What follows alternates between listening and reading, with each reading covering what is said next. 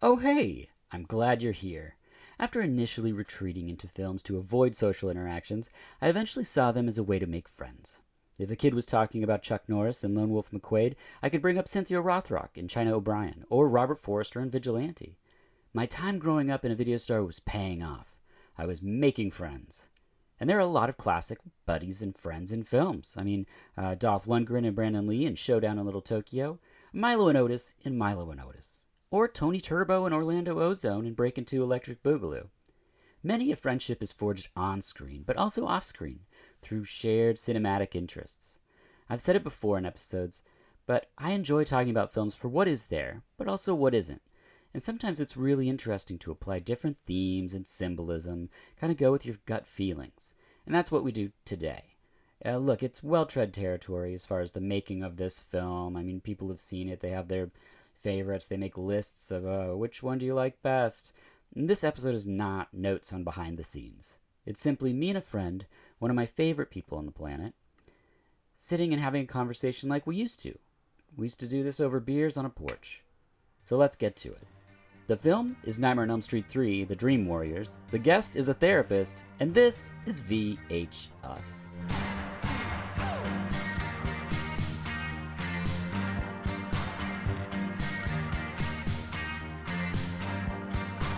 Hello, and welcome to VH Us, the podcast where each episode is about a film and the guest has the profession or experience portrayed in the film.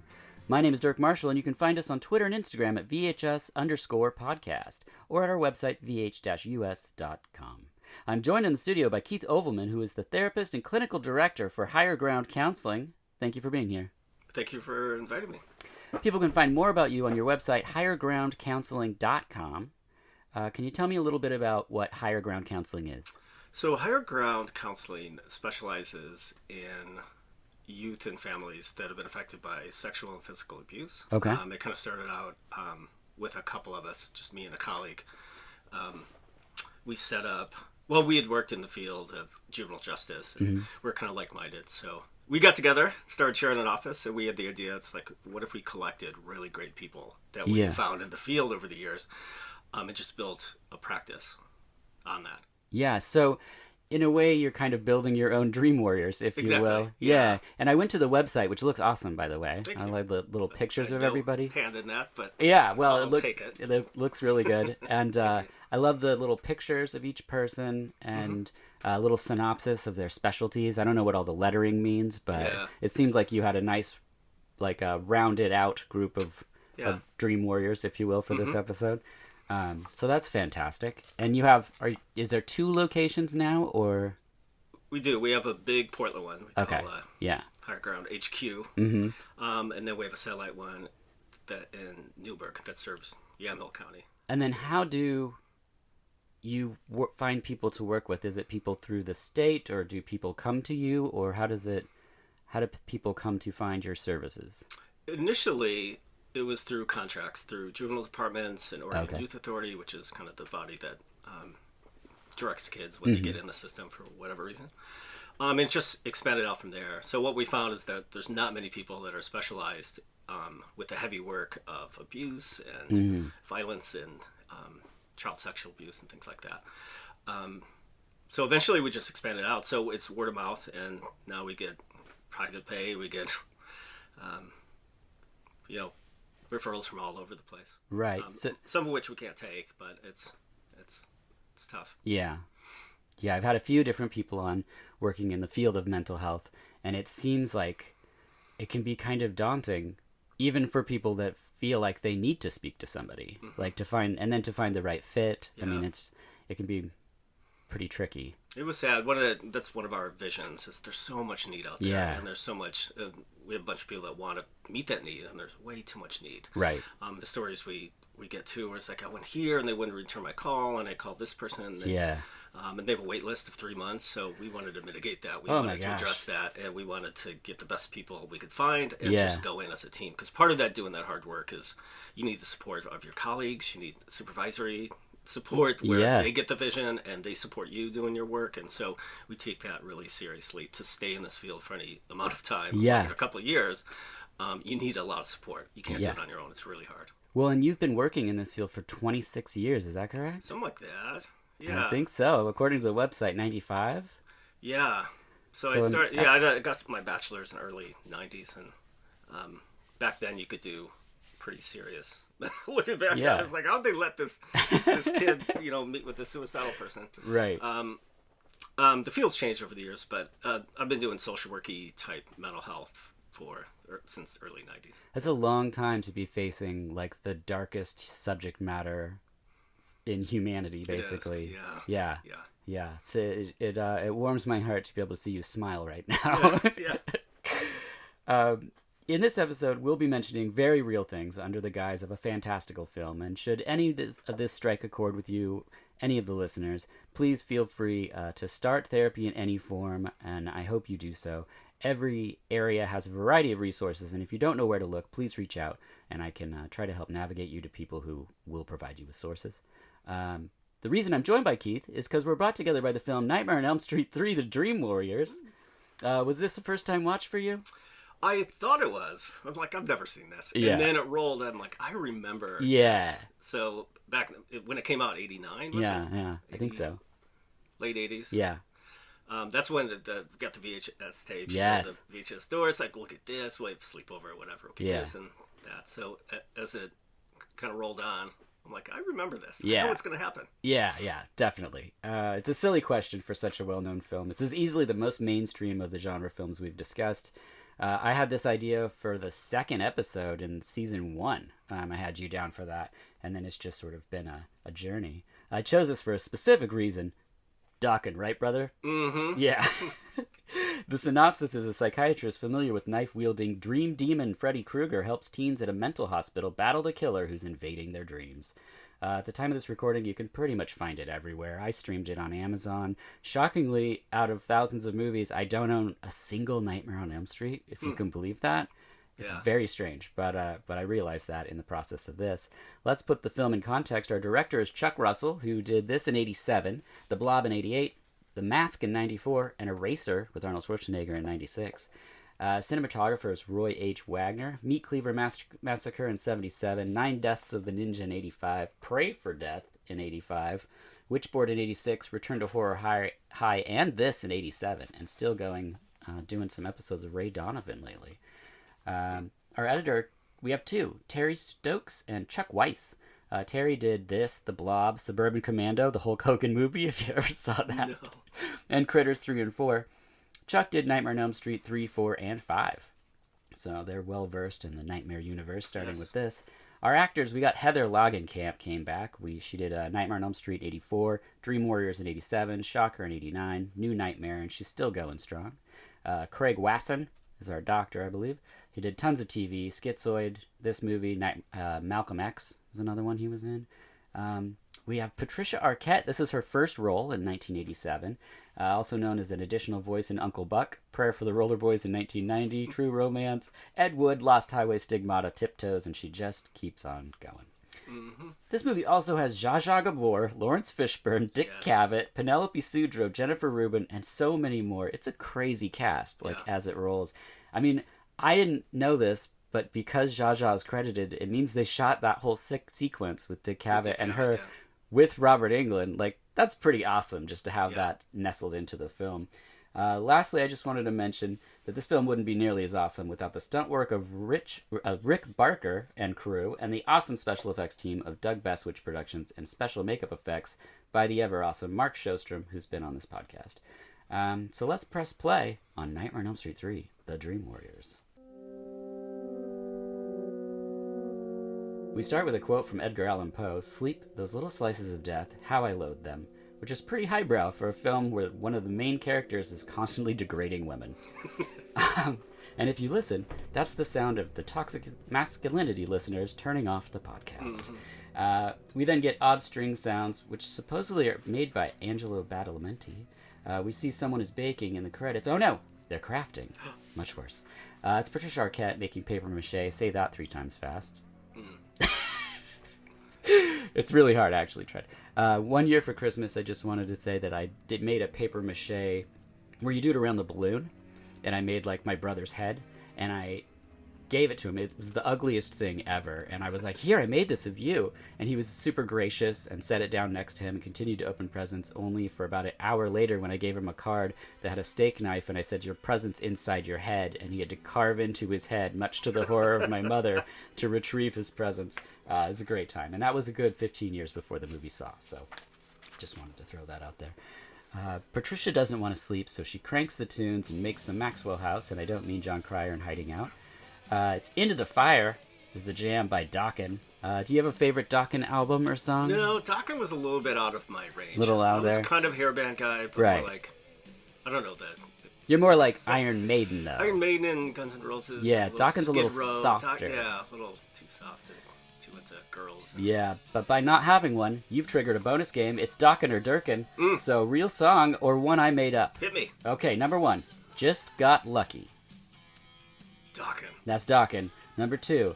Got lucky 4 hours ago. I called you, but we only have landlines because it's 1986 and your sister and her friend were on one of those swatch phones where one person could talk on the receiver and the other could talk on the base and it's see-through. Durkin? Yeah, that's Durkin. Breaking the Chains. Dokken. A little help with these chains. I'm 48. Should probably be taking calcium pills. No. Durkin. Durkin, right. Last one. That's not weird, right? And then this part's in quotes. Remember that time as a grown man I wrote a song about getting lucky? Dokken. Yeah, that's right. That's me. I'm so good at this. Yes, that's the end. And you win. Actually, she just eats the instant coffee and chases it with Diet Coke. Yeah, with Diet Coke. It's trying to imagine that one. Yeah, at least she's thinking about, going diet. Her mom returns home and says, go to sleep. Mom has a date over. So it's off to dreamland for Patricia. She wakes up to the jump rope kids and the tricycle gal. Slow motion. Not good. Creepy music. Yep. She's in front of the house. Tricycle girl's real creepy. Heads into the house, so Patricia, of course, follows. And then you're into the boiler room, and she declares, Freddy's home.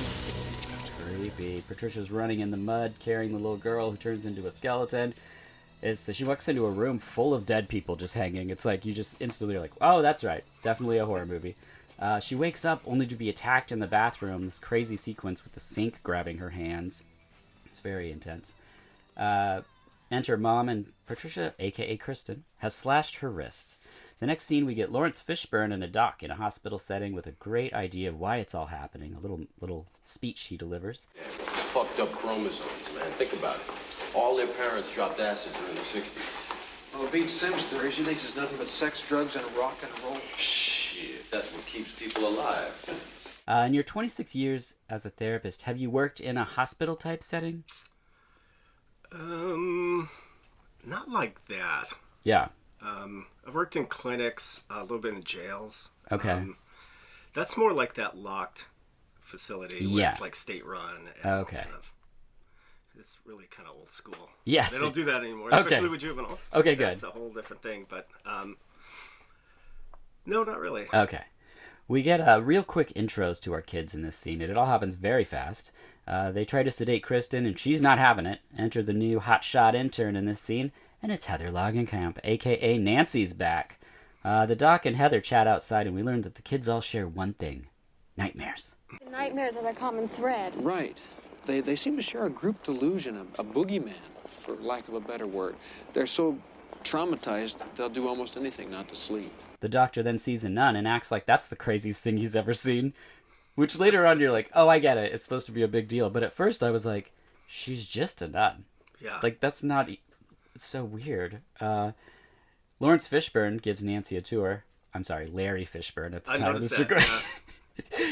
We meet Philip the sleepwalker who makes marionettes. Kincaid, who gets thrown in a quiet room, as they call it. What do you think they mean in this movie when they keep saying quiet room? The quiet room. Yeah. It's a padded cell, right? Is that what it is? Where they can't hurt themselves. Okay. It's a self-harm thing. Yeah. A place to de-escalate, maybe. Mm-hmm. Okay. They still have those around, but... Yes. Not... Guards don't throw you in there. Right. Yeah. Now, you've been an active part of the therapeutic healing process for so many people. When being introduced to clients and you read or hear the behaviors, the words that to some people might stop them in their tracks, the words that people outside hold on to those actions, if that makes sense, that some might be deemed as quite severe. How do you navigate past those to find antecedents or the root of triggering behaviors? So, like, when they people come in and they... Yeah, like if you read something like you said in the beginning, like sexually offending a child or something. Like, how do you not just... Like, most people, I think, would just be like, well, this is a lost cause. I'm over it. What do you think aids you in seeing past that to see the person, or to want to find out how to help the root of the situation rather than react? It kind of goes into how I got in this field. Yeah. Why I'm interested. I just view people as like really complex, interesting novels, like stories. Yeah. So regardless of the behavior, they're coming in for cutting, or they're coming in for suicide, or they're... This is all addressed in this film. Yeah. It's like, hey, I got some experience in that. Yeah. You know that behavior is part of a story, and there's antecedents, and it's not just...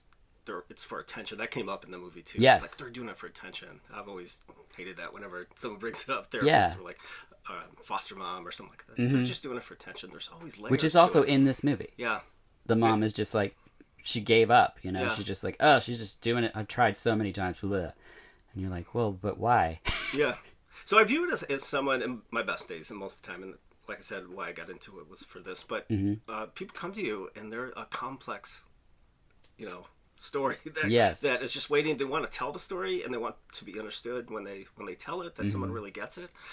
So regardless of how disturbing the behavior, in my mind, I know this is just one piece of this chapter of this person's story, and there's antecedents to it. So part of what I like about this job, and the other therapists around me that get into it, when we see somebody, we see just a full person. Yeah. And we're really interested how this makes sense to them.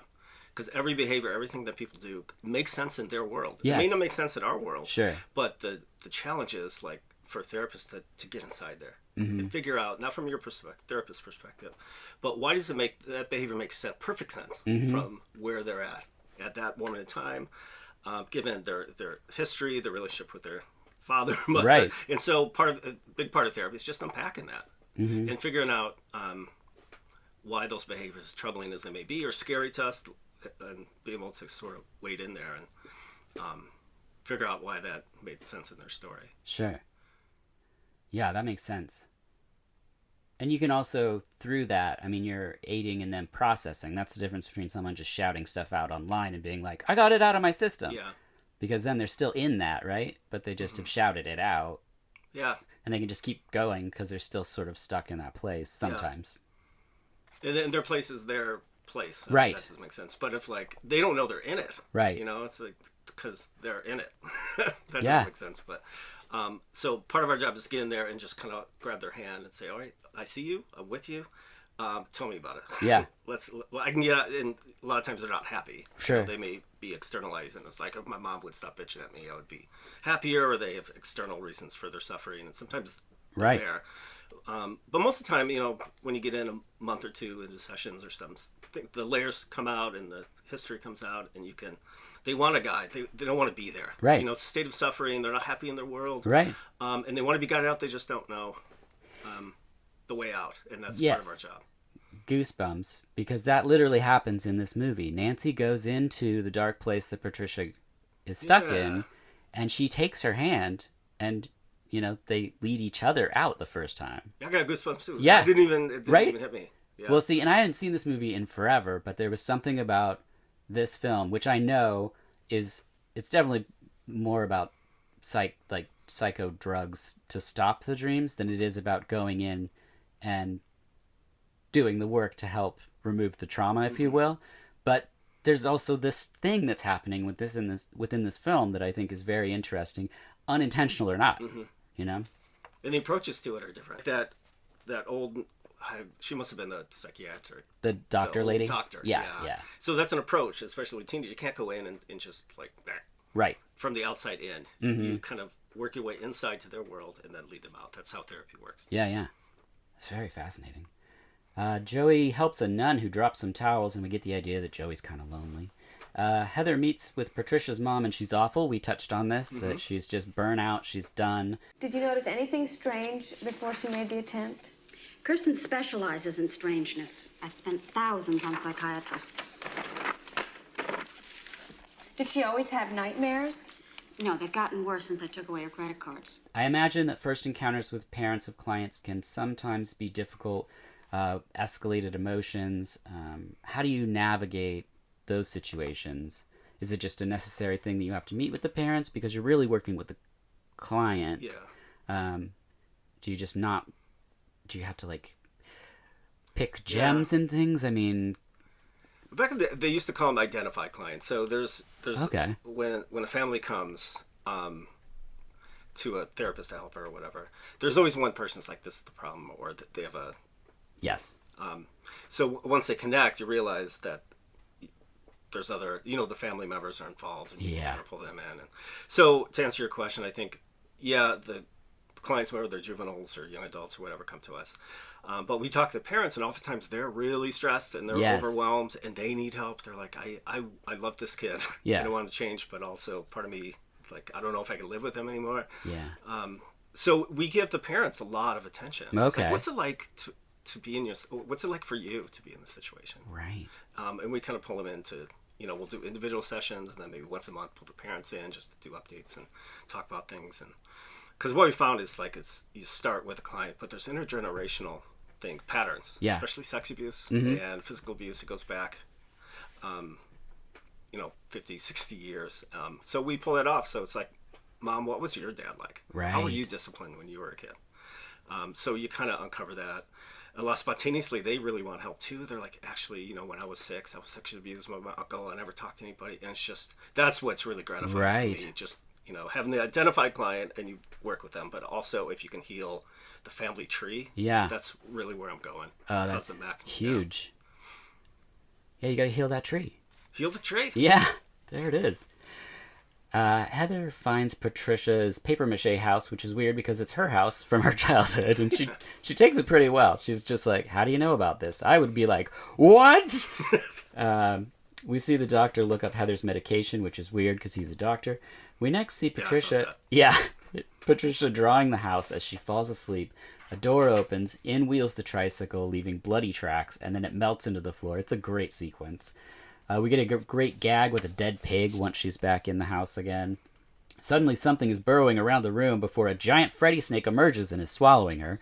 Nancy falls into the dream, stabs Freddy's snake eye, and then Kristen gets them out, as we had alluded earlier.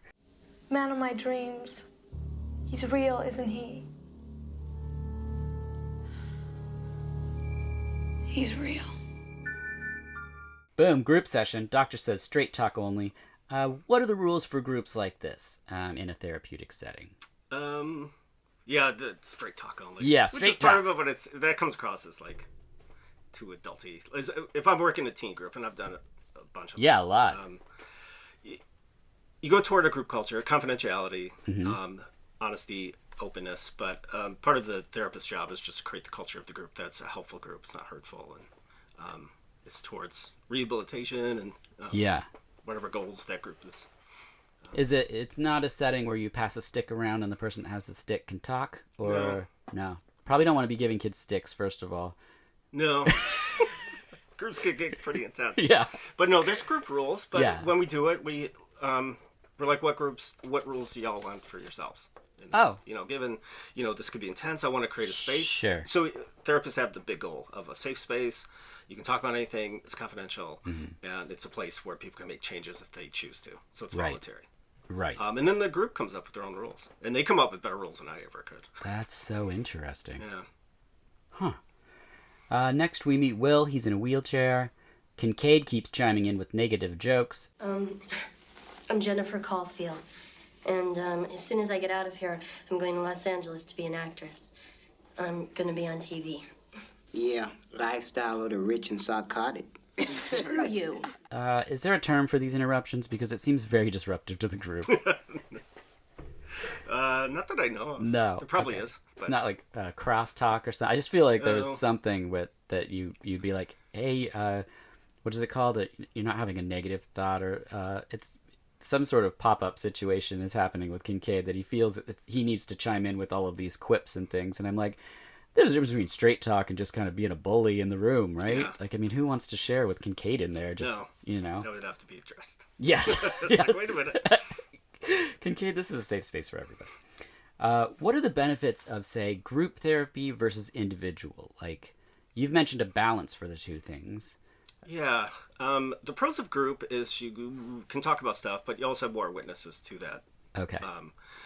You create the peer culture where they can support each other. Got As it. I teach therapists of like, don't do anything that the client can do for themselves, whether it be groups. So never get in the middle. So you want to, you create opportunities for the peers, for the, I don't know what you call the group members, to care for themselves. And so through group, it's not just getting help. It's also you teach people how to help other people, which is a great skill.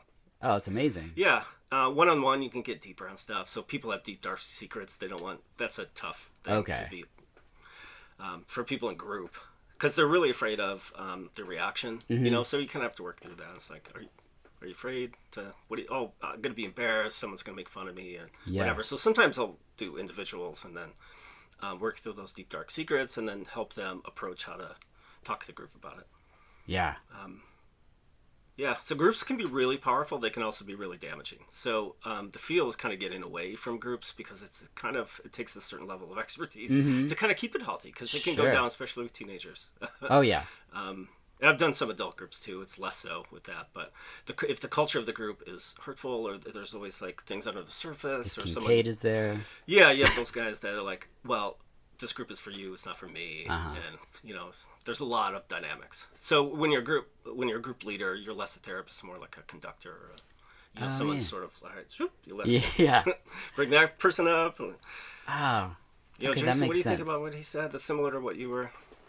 Oh, right. Saying earlier. You're like tagging people in and stuff. Yeah, you used to have that problem, and you overcame it. How were you able to overcome that problem? Yeah. What were the tools you used? Yeah, so it's better coming from their peers, and they're teenagers, so they don't want to really hear what adults have to say. But if your peers say something, I've said the same thing. Yeah. It's like, and the peer will say that, it's like, and they listen to the peer. It's like, I said the exact same thing. What?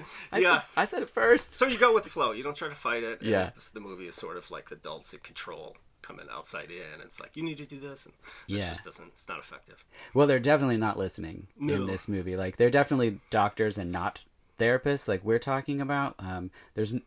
There's no interest in processing anything. Even like there's one part of the movie where they're like, oh wait, we'll get to it. We'll get to that. Jennifer Rubin is in the group, and she calls BS on Will's speech because he jumped out of a window. I've had a little accident, as you can see. Ended up in this chair. Accident my ass. I thought you said this was supposed to be straight talk in here. Hey, so he took a jump. At least he wasn't sticking needles in his arm with a bunch of lowlives. Is she holding him accountable, or is she being just extremely horrible in the scene? Jennifer in the group, not Jennifer Rubin, wants to be an actor. Joey doesn't talk much. Taryn, which is Jennifer Rubin I just mentioned, says it's better than Juvie.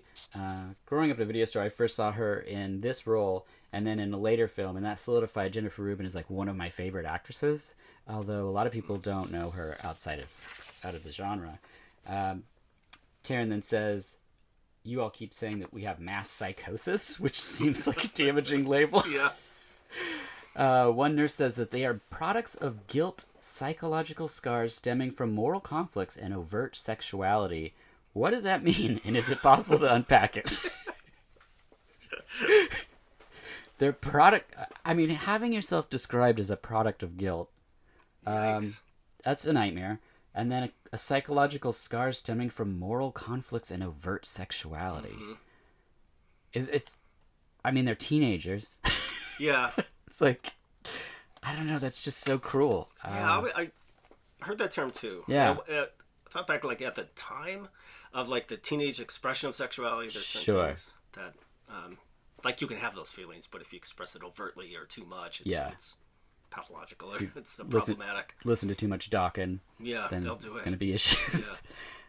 We next see 3 of the kids playing Wizard Master, and Jennifer Rubin isn't having it, and Max says it's lights out, so the boys agree to sleep in shifts watching over each other. Neil, the doctor, and Nancy go to Thai food, and she confesses that the kids are all in real danger. The nightmares are nothing but a symptom of the real problems. All right, well then let's just eliminate the symptom for the time being. With Hypnocil? That's right. You want me to prescribe an experimental psychoactive drug to a bunch of suicidal teenagers? Just until we get things under control. We get our glimpse into why she's really there, but what we don't know is why you are the clinical director of Higher Ground Counseling. What was your very first start into the field? What made you even want to go into something that other people would be like, that's pretty dark? Yeah. I would say, I know it's kind of personal. Okay. I want to tell it. Sure. I kind of, I was at a clinic in Chicago area, and I was in the waiting room, and there was a young, I guess she was 13 or 14, and alone by herself crying, and there was no one there. Yeah. And prior to that, I went to school for aviation. I was into flying. I didn't know that. Yeah. I've known you for so long. My first 2 years, I was an aviation major. Oh. And I do all the science classes. It just didn't fit, and so I dropped out after a couple of years. It was lost for like a year and a half. I had no idea what I was going to do, and then that kind of event happened where it's kind of turned a switch of like, there's something that just drew me to it. Yeah. It's like, I want to fix that. Yeah. It made me sad that the person's alone. It made me sad that they're suffering and no one in the waiting room cares. Like, this isn't normal. Right. And I was 20 or whatever. So I looked at social work and psychology and picked social work to sort of go back to school and get into. And from there, I just, made it through school. It's Southern Illinois University. Did an internship, worked with, used to call them chronically mentally ill, schizophrenic. Now it's severe and persistent, I think. And just drifted into that little by little. And I've always, I guess, been attracted to like the big stories, like getting back to that's always the most interesting for me. Yeah. And I felt like for whatever reason, I was able to carry that. It didn't stick to me too much and drag me down or like, I just wanted to do that. It's almost like I want to do the hardest thing possible. Yeah. It's like, what's the most complicated thing? Where's the most need that people may not want to go? Even in the therapy world, there's lots of areas that therapists, it's just too much for whatever reason. People bring in their own personal stuff, their own histories, and people kind of stay in their lanes of what I could do for, they think, what can I do for 20 years? Right. But I was just always really attracted to like those big kind of deep stories, like going to where the hurt is and like taking that journey. So I was always somebody that's willing. It's like, I will go to hell. Let's go. You're in hell now. It's like they need someone there, and I'm willing to go. Yeah, which also happens in this movie. Yeah, they basically go into hell. They do. And I never knew that you turned your back on aviation, but it looks like you still found a way to go right on through the danger zone. So that's great. That day you changed your mind. Did you go back to your room and just tear down like Top Gun posters and things? You're like, I'm not gonna do it. Yeah, I wanted to. Yeah, I had that in my mind. Yeah. And I tried to get Air Force Academy. I'm like, what does it take to get in the Air Force Academy? I'm like, not a C+ average. Dude with like a mullet. Right.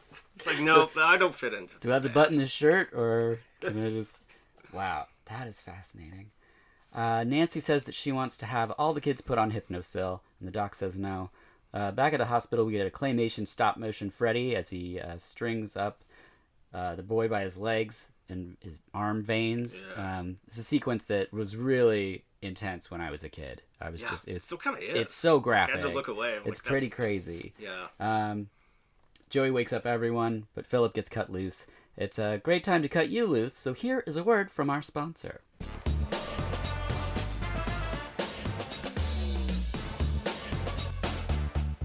Are you tired of boring food and condiments made of processed ingredients? Then you need Marshall's Hot Sauce. Each small batch is made by Sarah Marshall, who sources from local farmers. Her dedication to knowing the sources carries on through right down to knowing the single origin beekeeper and even the harvester of the sea salt. Each sauce is plant-based, gluten-free, and packed with deliciousness. Annual offerings from mild to spicy, being smoked habanero barbecue, red chili lime, serrano ginger lemongrass, and habanero carrot curry. Not to mention a rotating offering of limited edition sauces like Whiskey Smoked Ghost, Caramelized Scorpion Ghost, Volcano Sparkle, and even a collaboration with the heatonist Bird's Eye Charred Chive Dulce. There's always something new and delicious. Just head on over to marshallshotsauce.com. That's Marshall's HAUTESAUCE.com. When checking out, enter VHUS in promo code for 20% off. That's VHUS at checkout for 20% off. And now, back to the show.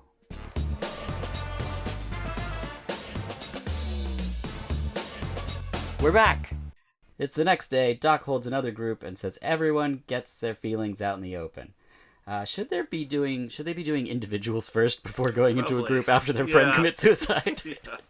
I was like... You need to debrief that. Yeah, because somebody might have something very explosive to throw out there, and it just seemed like a group setting might be not the best. Yeah. The doctors do a terrible job in the scene, I wrote down. New rule, everyone will be locked in a room and sedated, says the other doctor. But the doc convinces her hypnocil for everybody. Jennifer's watching TV, and Max lets her stay in the room.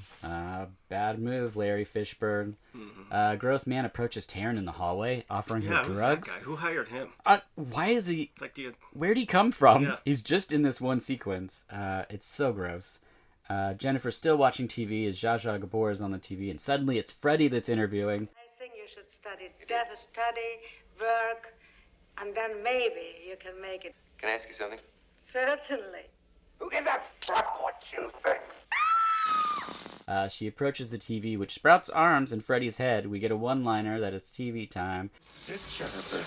Your big break in TV. Welcome to prime time, bitch. And in goes her head into the television. In walks Max to find her 3 feet off the ground with her head in a television, and he's like, oh, jeez. It's like, how did she do that? We get a funeral, and then off to the side stands the doc, who is suddenly approached by a nun. Do you know who played the nun? No. Nan. Nan was the nun. Nan the nun? Yeah, Nan. How much do you know about Nan? None? None. Okay, I'll stop there. Go forever. I was like, Nan the nun? Oh, this is definitely going in the episode. She asks what faith he follows, and he says science. She says sad choice. Now, working in mental health, would you say your side is with science, or being a therapist, you believe in something bigger within people, if you will? Yeah. Something bigger, right? Yeah. I think a lot of it's rooted in science. We have to prove evidence-based practices. Sure. Well, trauma with the brain and stuff like that. Yeah, it's really interconnected. Mm-hmm. Body, mind, feelings, right. All that stuff. And it doesn't drift too much into the faith part of it, but yeah. I do. I don't have a religious thing, but what our clients do. And right. They have a great point. I factor that in. I always ask, what's your belief? Because some of these problems against the darkness, these really intense, overwhelming problems, they need to call in all their sources. Absolutely. All their forces and kind of make this effort. So I include everything. Mm-hmm. So that getting back to getting in their world, it doesn't matter what I think or what I think would work. We're going to work on your thoughts and change those because those are negative and they're causing depression. We're like, we get in there. It's like, what adds meaning to your life, and we're going to amplify that. Sometimes it's like, I have a relationship with Jesus. I'm not really religious. Like, all right, let's use that. Yeah, whatever you got. Yeah, we'll pull it in. But it's all really connected. It used to be, everything had to be evidence-based. It still kind of is, for funding bodies for insurance companies. You want to know you're not doing crazy stuff. Right. So it has to be rooted in science. But if you have that root, you can. There's some flexibility in what you kind of add. Wow, I never thought about that. So, do you ever have like a client with a faith that you're not familiar with, and you have to find yourself doing research for it, or is it pretty much just like a service level, like Catholic, Christian? Yeah, Jewish, sometimes. Like. Over the years, I'm really interested in that kind of stuff anyway. So I've read a lot, and I've kind of practiced all the different things. So I'm kind of a student of that, and so sometimes guys will come in. It's like I'm a Wiccan, or I do. So I'm not. So figure out the practices, and it gives them meaning, and so we work through that. Yeah, it's all kind of meeting the client where they're at. Oh, that's fantastic. I never thought about that either. So the nun asks what faith he follows. He says science. She says sad choice. He replies that there are times it doesn't offer much comfort. And then she says that she is Sister Mary Helena, which is interesting. And he's like, all right. Only one thing can save the children. The unquiet spirit must be laid to rest. It is an abomination to God and to man. Nancy walks up, and she can't see the nun named Nan. She can't see her. She's gone. She's nothing. She's gone. They go chat at Nancy's house, and she says, maybe you're ready for the truth. The next day, the doc says, straight talk, only in this room. And Jennifer Rubin says, is this group? You have to ask. Now, group is one thing that might happen in therapy, but therapy is serious, and it's not a game, which means it's time to play a game. Okay. Yeah, it's time to play real therapy or something Dirk made up. Okay. Number 1. Sand play therapy. Real. It's a nonverbal therapeutic intervention that makes use of a sandbox, toy figures, and sometimes water to create scenes of miniature worlds that reflect a person's inner thoughts, struggles, or concerns. Yeah. All right. This form of play therapy is practiced along with talk therapy using the sandbox figures as a communication tool. Yes. Interesting. Number 2, equine-assisted psychotherapy. A thing. Yes, it's real. I talked about it in a previous episode with a life coach. It can be helpful for others with mental health challenges. My daughter goes to a place that provides equine-assisted psychotherapy. I don't think they call it psychotherapy, but they offer people with varying mental issues or none to come and ride horses, to groom the horses, to spend time with the horses. And as it was described in this paragraph, it's wonderful because horses are skittish, and it's a great example of how people's way of being can affect others. Because, it's interactional, like, that goes back and forth. Yeah. There's a lot to be gained from that. Yeah, it's really lovely. Number 3, Gestalt therapy. That's a thing. It's a thing. Yeah. In this curious type of therapy, the client sits in front of an empty chair and imagines someone sitting in it. That someone may be a partner, parent, or even themselves. They play act both roles of much needed dialogue, speaking the mind of the invisible person, and they respond as they imagine the person would respond. Yeah. Gestalt therapy. Yeah. All right. Number 4, pizza therapy. That I've never heard of. So that has to be. Yeah. I tried to think of a really creative, but it's really difficult. And I was thinking about how I feel when I eat pizza, and I'm like, it's kind of therapeutic. Works for me. Yeah. I'm not working through anything, but I'm definitely filling out. Number 5, puppet therapy. Puppet therapy? Puppet therapy. It's part of... Yeah. Yep, totally a thing. It's very similar to the Gestalt one in a way. You're just using a puppet on your hands to play the other part of the it's an chair. expression of... Yeah, which is pretty interesting. Any of those in your usual toolbox? Not for me. A lot of those are for little... Gotcha. Kind of the younger kids are with communication issues where you can they can act out things and they can express things that, talking therapy is tough for a lot of people. Yeah. And for people that kind of struggle with that, it's a really effective way to sort of express what you're feeling in the inside in a way, that other people can understand and you can relate. Yeah. But yeah, I've worked mostly with the older. Sure.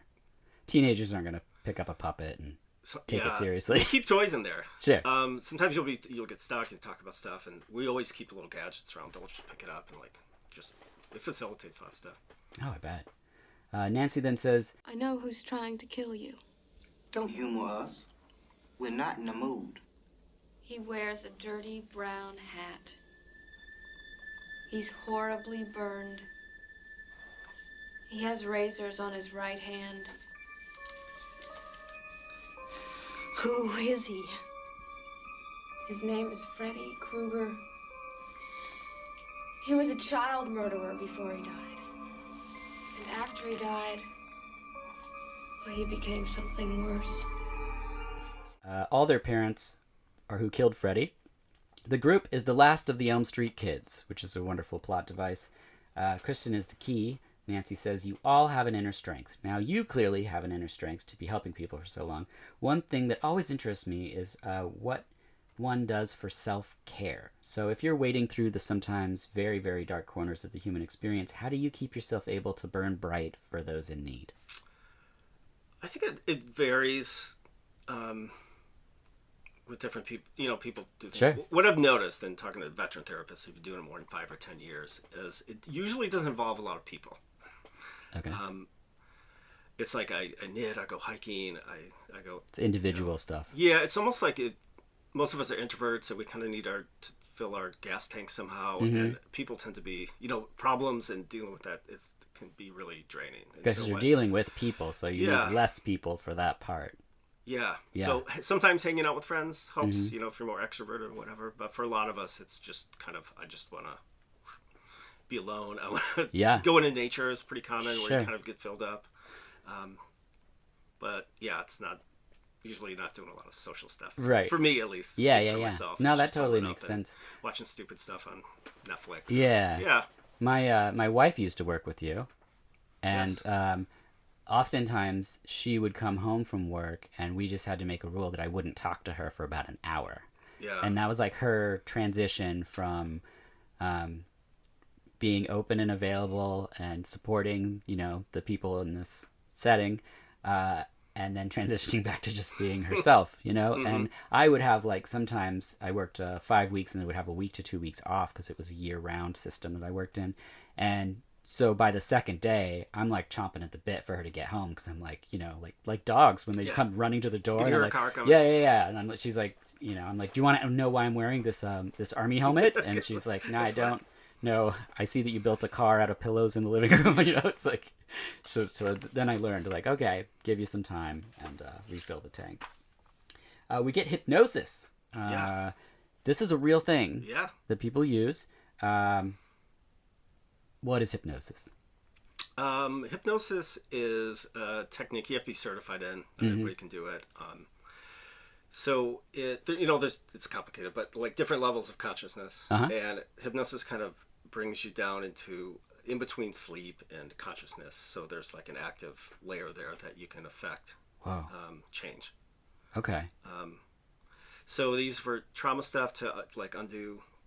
Their conscious mind may not have access to it, or they may not want to look at something bad, and so it's a way to sort of relax your body, relax your brain, and then instead of like falling off to sleep, you're kind of in that middle zone where you can still interact with the outside world, but you're still in this deeper state of relaxation, and you know your mind is also in that state.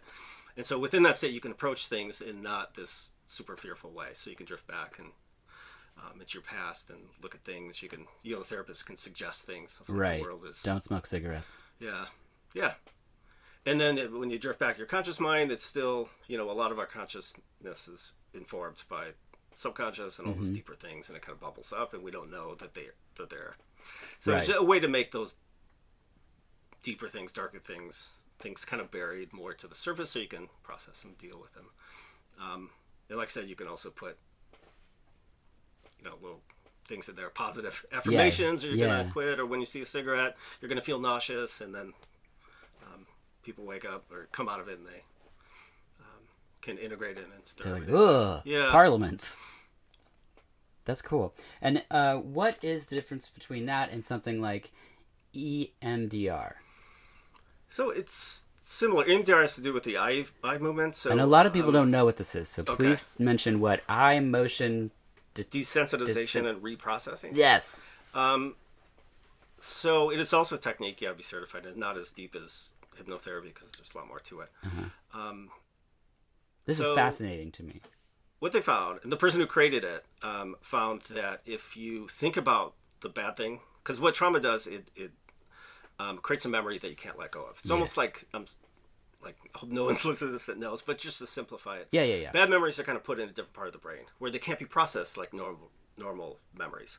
So what EMDR does is take those really traumatic emotional memories where you have emotional reaction, and there's also a real negative self-statement, like I am powerless, I'm not lovable, there's something wrong with me, and that affects people moving forward. So what EMDR does, or kind of getting back to that, she thought of something bad, or she was experiencing something, and she moved her eyes back and forth, and the symptoms, she felt better. And so she started exploring that, and started doing research on it. And so what they found is if you bring up that negative memory and allow yourself to feel it, which means you're not avoiding it, you're not pushing it off, because a lot of people do this, I don't want to think about it. You put it all on the table. Where do you feel in your body? What feelings, what negative self-statements you have, like I'm not lovable, it's really... And you lay it all out there, and you don't have to talk about it. You just follow my finger, or it's just this bilateral. It kind of cues the brain. It tricks the brain into putting that traumatic memory in the normal memory vault. Simplify it. Yeah. So it'd be like you can't remember what you ate for breakfast 3 weeks ago because the brain just processes it. So what it does, it takes those negative memories and puts them in the good part of the brain so it can be just digested, and it tricks the brain into thinking it's just a regular event. Wow. So you can remember it, but it doesn't have the emotional content it used to. Right. So when I work with clients, it's like, we're going to remember. It's not going to go. But when you do remember it, it will have less energy. Yeah. So we do it like 1 to 10. Like, how disturbing is it? They'll be like 8, 9, 10. By the time we're done, it's like 1 or 2. Yeah. And it's not as traumatic, obviously, if the energy isn't there. Sure. And then they spontaneously, really magical, but spontaneously they change the way they view the event. Yeah. So like, my stepdad threw my dog against the wall. I'll start with traumatic. And they think about it, and they're like, man, my stepdad was really messed up. He must have been really sad to do that. Who would do that? Right. So instead of I'm the bad guy, I'm not lovable, I'm powerless, I'm weak, they're all of a sudden spontaneously having compassion for that scene. Right. It's almost like they're watching a movie where they overly identified with the victim, like they were in it. Right. You know, the person being victimized. Now they're watching it from a third person perspective, and it gives them the liberty to sort of breathe and see things how they actually are. It's not that you're not lovable or you're powerless. Yeah. It's that you ran into someone who was, you know, was really struggling and sad and upset and having a really bad day and wasn't managing their stuff well, and it had nothing to do with the kid. Right. You know, the kid in the picture. So it gives a little space in there, so they can kind of move on with their lives and not be anchored by that anymore. So it's like a hack. Yeah. Come back to your question. It's a hack. Like, yeah. And the beauty of it, you don't have to talk about it. Okay, what happened next? Right. What did he do that? How'd you feel when he threw the dog? You know, It's like none of that. It's kind of circumvents that and just like I equate it with like software of like someone gets locked in there. We're just changing the software on it, and then spontaneously they feel better about it. Yeah. You just turn it off, turn it back on. Yeah. Dink. Wow, that is awesome. And I just thought it was interesting to have those two things discussed side by side. The idea of hypnosis, where you're kind of dipping down into something, and then the EMDR. Yeah, I always say EDMR, which is not right. EMDR. Because I know people that have done EMDR, and it is, like you said, it changes their perspective of an event and the weight that it has on their life, and they're able to move through it, which is something that's really beautiful. 5, 4, 3, 2, 1. They follow the pendulum. It appears to have not worked. Passing nurse lures Joey away, and they discover that they're in a dream. And Joey turns a ball into a butterfly. Is it Joey? I think I wrote the wrong name. The Wizard King. Yeah, that's right. Kristen does gymnastics. Kincaid ruins a chair. Mm-hmm. Kincaid. Yeah. Taryn has a mohawk and switchblades. And Joey's getting seduced by this nurse. And suddenly he's tongue-tied to the bed, and the mattress falls away into hell. The group room is melting and shrinking, but they're discovered by the lady doctor. And then we find out that Joey's trapped in the dream world. He's in a coma. Doc Gordon's in trouble, and Nancy is also fired. As Doc loads his car, he notices the nun at the top of the building where the kid had jumped. He goes up to find her. The swing's been closed for years. What was this place? Purgatory. Fashioned by the hands of men. Twisted, lonely souls. The worst of the criminally insane. Amanda Krueger was staff who was locked in with the maniacs, and it's all just very unfortunate, the story that they come up with for this part, where they basically insinuate that Amanda Krueger is sexually assaulted by 10,000 maniacs, not Natalie Merchant. No, it's 100 maniacs. 100 maniacs. It's the bastard son of 100 maniacs. Yeah, so the film proposes that the sexual assault of Amanda Krueger creates an evil baby, which is not how sperm works. But assuming that the baby is born evil, is evil born, or is it culminated by the actions of others? And if it is born, can therapy help stop the darkness? Yeah. Well, we go on an assumption that no one is evil or there's nothing. Right. That inherently someone's bent toward that. There's a lot of stuff you can change. Right. I mean, we can get into the antisocial and sadism stuff, and that's kind of built over time if you look at it. There's predispositions, but also you need to have pretty significant traumatic life experiences to build someone to get to that point where they're doing evil things. But even the most, I think about the darkest, most evil, there's very few that I'm like, ooh, he's hopeless. Right. You know, there's always something in there, and there's a reason, like I said, that people are doing what they're doing. Yeah. And you usually can get to it. And when I work with those guys, I kind of get to their trauma. It's like, how did they get to that point? And it's like, who hurt you? How did you get to that point where you don't care about doing bad things? It's like someone taught them that. Yeah. That they can do, someone taught them that, you know, someone hurt them and they didn't care. They didn't take accountability. So why should I? And so it's almost like me against the world. I hear that a lot. And it's like, you got to hurt them before they hurt you. But I go into the assumption that there's no one that's hopeless. Right.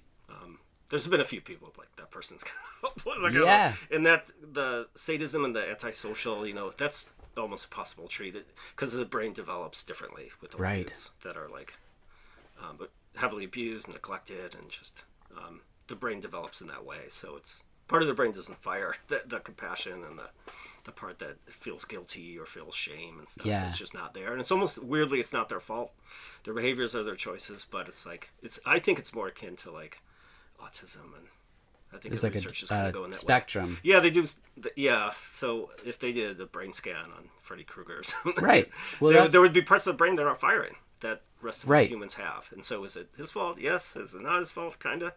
Well, because initially I was thinking about the kids in the story here as we talk about therapy, but then I was thinking, well, Freddy Krueger, they're now proposing that he was this evil baby that then grew into a fully grown man over 30 years, 40 years. There was a lot of time where therapy could have happened, and perhaps, he would never. He's not a. He's just a child murderer at this point in the series. He's not a child molester. That's later. But he wouldn't have maybe killed any kids. Yeah. I mean. Yeah. Sometimes it gets to that point. It's like you may always have these dark thoughts, but you don't have to express them. Right. Like it's what you do with those thoughts. What that you do matters. with that. And sometimes with those guys, I'm like, they're just worried about themselves, like how it affects. They're kind of self-centered. Someone's like, what would happen if you did this? Well, I'd be in jail, or so you can kind of hook in of like, what if you could contain those thoughts and then manage them to the point you're not expressing them, not hurting yourself or other people, just for your own, just self-serving purposes. Yeah. It'll get some buy-in there. Well, and on this podcast, I've had another podcast called A is for Alcoholics, John and Jerry on. They've been on a couple times to talk about alcoholism. And in this film, Hypnosil is what they're using to stop the part of the kids' brains where the dreams are happening. And in alcoholism, you could say that is what somebody's using to dampen the brain and to not face the things that are troubling them. In this case, it's Freddy Krueger, but in real life, it could be divorce, it could be some other relationship in your life, it could be that you just feel like you're depressed all the time and you just want to turn your brain off or something. But therapy is a way that you could, through a variety of techniques, a number of ones that we've listed, actually process the root of the situation, and then you wouldn't need the Hypnosil or the alcohol or something. Yeah. And I just love that, and the idea of applying that to Dream Warriors, because as she says, we all have these inner strengths within us, and they even know how to express it to each other, like, I'm bad, with my switchblades in my dream way, but in real life I don't feel that. So if a therapist, and instead of the doctor, was there to be like, how do we get your badass self out of your dream, get out of my dreams, get into my car, so that you can be more of that badass person in your day-to-day, you know what I mean? Yeah. I don't know, I just have these ideas. But so the doc finds Freddy's bones, goes to bury him in the ground, and Freddy carves into Joey's chest while he's in a coma, including more derogatory language towards women, which I was like, how are they going to explain that? Because Joey's shirt was just open as he's in this coma, and then all of it says, come and get him, bitch. Carved in there. Oh my gosh. Doc and Nancy go to see the only person who knows where the bones are in a bar. It's Nancy's dad, played by John Saxon. He's always great. He's trying to drink away his memories, but he's not very helpful. Doc gets paged by Jennifer Rubin because Kristen has been put in the quiet room again. There it is. Doc squares off with John Saxon, which is crazy because John Saxon's formidable. Now listen to me. I don't know if you care whether Nancy lives or dies, but I do. You and I are going on a little scavenger hunt.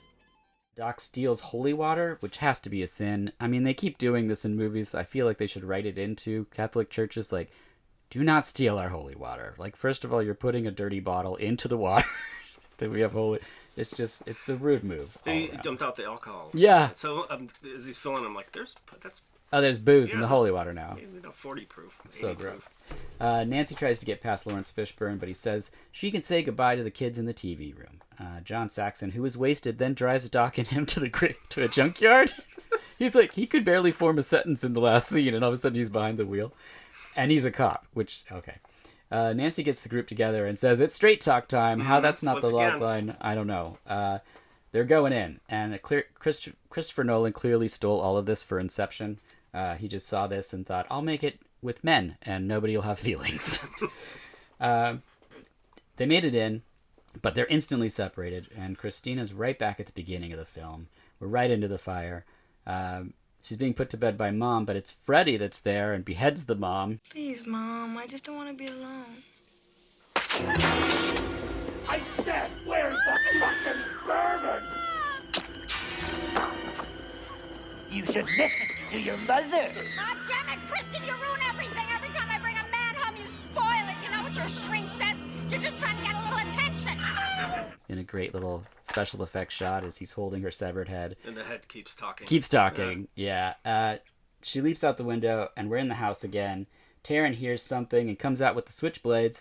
They're in an alley. There's a bum, but it's just a distraction. She takes a stab at killing Freddy, but he's got those hypodermic fingers, and she's got crazy wounds on her arms. That's the end of Taryn. It's too bad. Will is hunted by an insane wheelchair with blades and stuff, but he's the wizard master, and he blasts that chair. In the name of Lorik, Prince of Elves, demon be gone! Unfortunately, it doesn't work on Freddy. Christy and Nancy find each other, and Kincaid bursts through the wall. Suddenly, a floating door appears, and it's the way into the incinerator. And I love that in 87, we're still making sets, because it's this elaborate, beautifully lit set, which now would just be CG, and it would look terrible. Yeah. But they really have a giant hole that they've lit that the kid's like suspended over. I was wondering how long he had to hang like that. So the guys find the bag of bones and set off to Hollowed Ground. And I don't mean the coffee shop here in Portland, Oregon.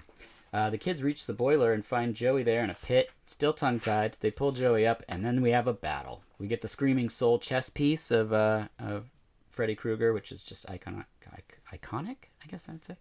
It's iconic. Doc and Nancy's dad are about to bury the bones when the bones reform, and we've got a full-on, like, amazing fight happening with animated stop motion. That was my favorite part. It's really great. It looks so weird. I love Slim. it. Yeah, he's Doc gets shoveled by Freddy's bones. The kids arrive in a hallway of mirrors, and Freddy is everywhere, starts to separate them, but Joey speaks, and his sonic boom voice is his dream power and shatters all the mirrors.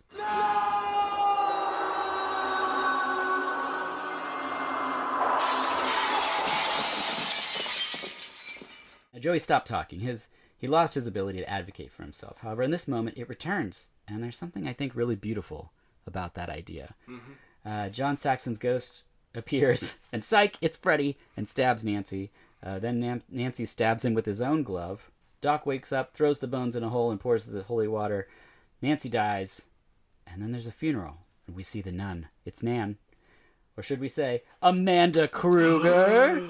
Yeah, we see Doc sleeping, a light turns on in the tiny house, and cue Doc and Dream Warriors. Any final thoughts for Nightmare on Elm Street 3, The Dream Warriors? Oh, you put my eyes to things. I'm gonna have to rewatch it. And yeah, maybe I'm making too much into it, but there's, I think they consulted. I think there's something kind of knows about like the internal world and how everything was broken by the boy who was silent. Because maybe I'm making too much of it. But no, I think it's in there. How much like abuse is kind of silences your voice. Yes.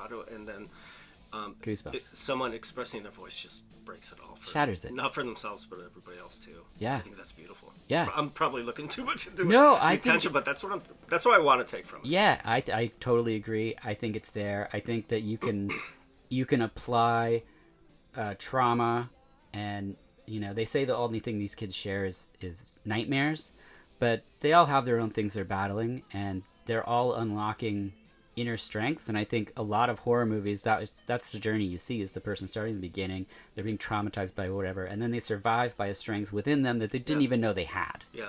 And with support, and they don't. Sorry. Yeah. They didn't do it alone. Right.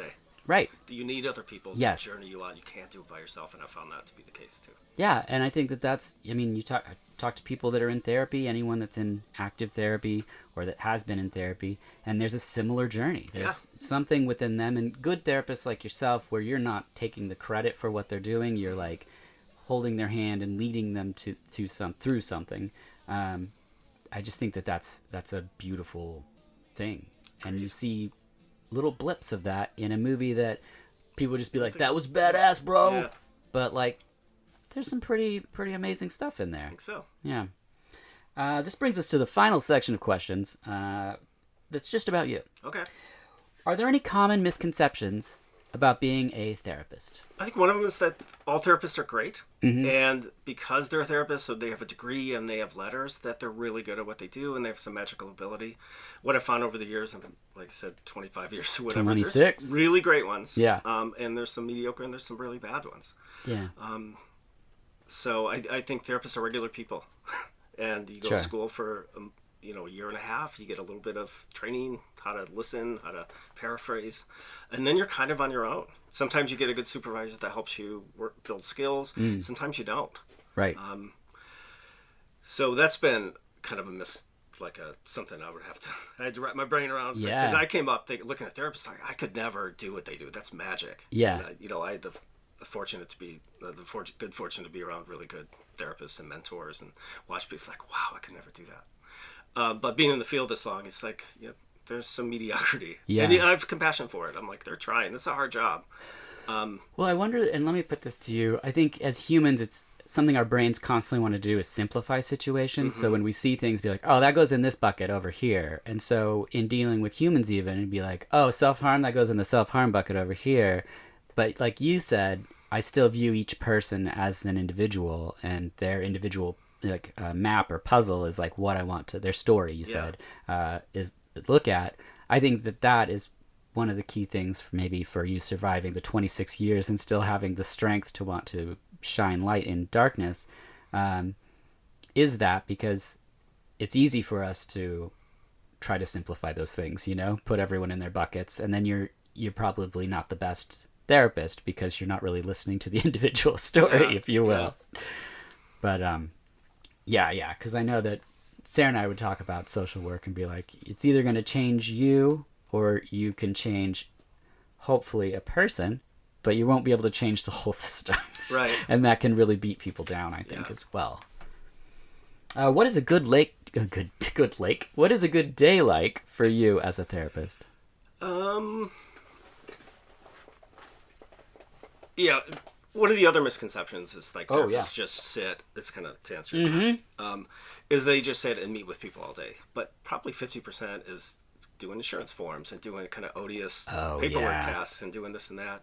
So good day would be a little of that, or maybe none of that. Yeah, right. And then meet with people, maybe 3 or 4. Yeah. And have those go well in terms of they get something out of it, and it's not draining for me, and I feel like, hey, we made a little change, and when you're really in the flow of that, and they make a connection, and you're part of that as a witness or a small it lifts you up too, and it's really, you can feel it. It's just it's not work. Like, I still don't view what I do as work, like people with real jobs, because I would be doing it anyway. Right. But there are some days where it's like, oh my gosh, I'm not coming back. I can't do this. And you wake up next day, it's like, all right, let's get cracking. That would be a good day for me. A handful of, not 8, maybe 3 or 4. And everyone gets a little bit from it, and at the end of the day, I just feel like I went through something with them. Like, they led me. We got a hand in hand, and we did something. Cool. That, is gone now. Whether it be something dark from their past, of like, that person's liberated from that. Yeah. You feel as a therapist, if you're witness to that or part of that liberation too, which is great. You dug up the bones and threw them in a hole with the holy water. Yep, the bones stayed there. They didn't animate. You didn't have to fight them. That's great. And then I hate to ask, but what's a bad day like? Say a bad day, kind of the opposite. A lot of paperwork, maybe a lot of things, because you have insurance a lot of phone calls, forms, insurance, and like, I get a lot of mandated type clients, and they wouldn't be there if they didn't have to. So there are days like that where it's like, nothing. What's going on? Nothing. How was your week? Fine. Oh yeah. Where they don't want to change, and they not interested. And you're kind of the onus of the change process gets shifted to you, and you have to be that guy of like, well, if you don't engage in therapy, what's going to happen? Well, how's your PO going to look at it? How's your mom going to look at it?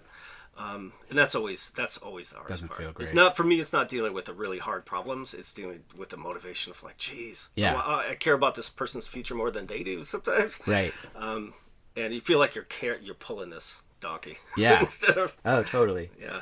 I mean, if you want to go there and do the work with somebody and they don't want to go with you, it's a very one-sided teeter-totter. Yeah. What are your favorite things about being a therapist? I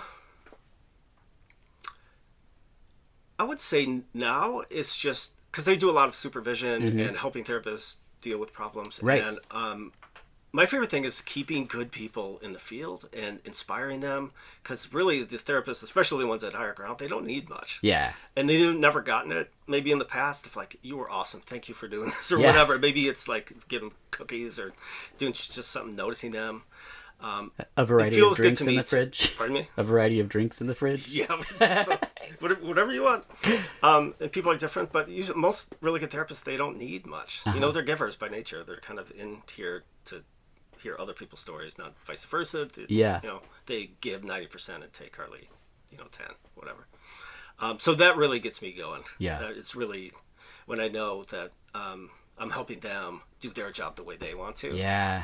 Rather than, it used to be client, and I still have those good client-focused days, but it's changed for you over the years, changed, though, with higher ground. Yeah, so that's really gratifying. That'd be a good day for me.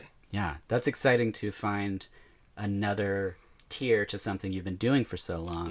Yeah, that's it's part of the longevity of it. Yeah, you have to kind of mix it up. You have to do different things. Yeah. Do you have any advice for anyone who's interested in getting into the field of being a therapist? I would, I guess, check your motivations. Part of it when I work with younger therapists, it's like, why'd you get into this? It's fundamental. Like the question you asked me, it's like, what brought you in here? Yeah. And they, sometimes it's a personal thing, sometimes the light switch went off, some experience. But why did they choose this field, and why do you want to go into it? Because sometimes there's mixed reasons. Yeah. I was in foster care, and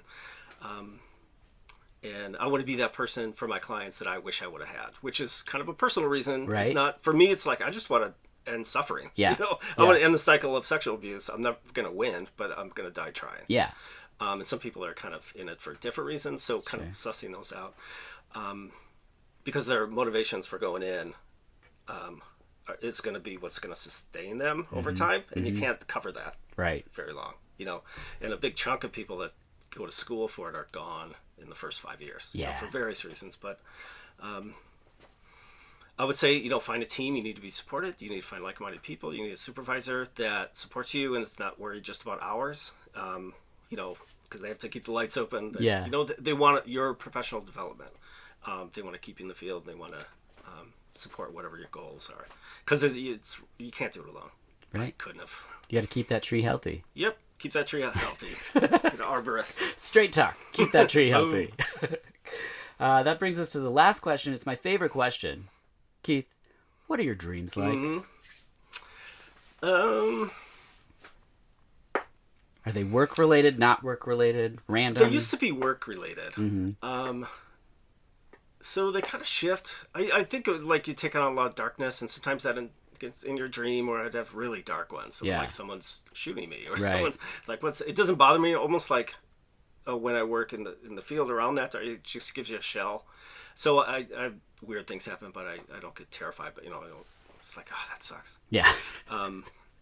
But they're mixed. Cool. Sometimes pretty dark. But not often work-related anymore? Not really. Yeah, luckily it's kind of... Now you're not just like, all these insurance forms are never ending.